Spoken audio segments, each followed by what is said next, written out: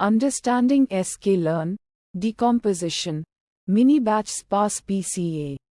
Mini-batch sparse PCA, from the scikit-learn library, is an efficient technique for performing sparse principal component analysis PCA on large datasets. It leverages the power of mini-batch learning, reducing computational cost and memory requirements while preserving the core functionality of PCA. Here's a detailed breakdown of mini-batch sparse PCA. 1. Sparse PCA. A brief overview. Traditional PCA aims to find a set of orthogonal directions principal components that capture the maximum variance in the data. However, the resulting components often have non-zero values in all dimensions, making them difficult to interpret. Sparse PCA addresses this by introducing sparsity constraints. It seeks to find components with only a few non-zero values, effectively selecting the most relevant features for each component. This enhances interpretability and makes it easier to understand which variables contribute most to the principal components. 2. Mini-batch learning. Efficiently handling large datasets. Mini-batch learning is a crucial optimization strategy for large datasets. Instead of processing the entire data at once, it divides the data into smaller batches and processes them iteratively. This has several advantages. Reduced memory requirements. Only a small batch of data needs to be loaded into memory at a time, making it suitable for datasets that don't fit into RAM. Faster training by processing smaller batches. Computations are performed in parallel, significantly speeding up the training process. Online learning. Mini-batch learning can be applied incrementally, allowing for continuous learning and adaptation to evolving data. 3. How mini-batch sparse PCA works. Mini-batch sparse PCA combines the benefits of both sparse PCA and mini-batch learning. It operates as follows. 1. Data preprocessing. The data is typically standardized to have zero mean and unit variance before applying mini-batch sparse PCA. 2.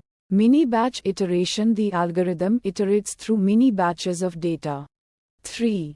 Sparse PCA decomposition. For each mini-batch, a sparse PCA decomposition is performed. This involves finding a set of sparse components that best explain the variance in the current batch. 4. Component updates. The components are updated iteratively, aiming to find a set of sparse components that explain the overall variance across all mini-batches. 5. Convergence. The algorithm continues iterating until convergence criteria are met. This can include a predefined number of iterations or a convergence threshold for the reconstruction error. 4. Key parameters. Mini-batch sparse PCA offers several parameters to control its behavior. N components. Number of sparse components to extract. Niter. Number of iterations to perform. Batch size. Size of each mini-batch. Alpha. Sparsity controlling parameter. Higher values enforce greater sparsity. Ridge. Alpha regularization parameter to prevent overfitting. Random state seed for the random number generator, ensuring reproducibility. 5. Applications. Mini-batch sparse PCA finds applications in various fields where data dimensionality reduction and feature extraction are crucial, including image recognition, extracting meaningful features from image datasets. Text analysis, reducing dimensionality of textual data while preserving semantic information. Bioinformatics, analyzing high-dimensional biological data for pattern discovery. Recommender systems, building personalized recommendation models based on sparse user preferences. 6. Advantages of mini-batch sparse PCA. Efficient handling of large datasets. Handles massive datasets efficiently due to mini-batch processing. Sparsity for interpretability enhances interpretability by extracting sparse components. Online learning capability allows for continuous adaptation to new data. Versatile application can be applied to various data types and domains. 7. Limitations. Parameter tuning, finding optimal parameter values, e.g., n components. Alpha can be challenging and require experimentation. Interpretability of components, while sparse components improve interpretability. Understanding their true meaning may still require domain expertise. 8. Implementation in Python.